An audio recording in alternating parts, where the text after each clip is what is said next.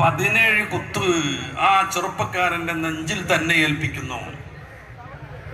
നമ്മുടെ കേരളത്തിൽ നാസ്തികത പതിയെ ഇങ്ങനെ മുളച്ചു വരുന്നത് നമ്മൾ കാണുന്നുണ്ട്. അതനുസരിച്ച് ആത്മഹത്യയിൽ വർധനവ് വരുന്നുണ്ട്, കൊലപാതകത്തിൽ വർധനവ് വരുന്നുണ്ട്, മയക്കുമരുന്നിന്റെയും മദ്യത്തിന്റെയും ഉപയോഗത്തിൽ കണക്കില്ലാത്ത വിധം വർധനവ് വരുന്നുണ്ട്.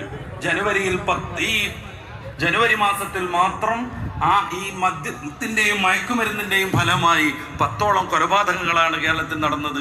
ഇന്ന് പോലും അത് നടന്നിട്ടുണ്ട്. മാതാക്കളെയൊക്കെ ജന്മം നൽകി എന്ന ഒരൊറ്റ കാരണത്തിന് വേണ്ടി പണിഷ്മെന്റായി അറുത്ത് തല മാറ്റി വെക്കുന്നവർ വളർന്നു വരുന്നുണ്ട്.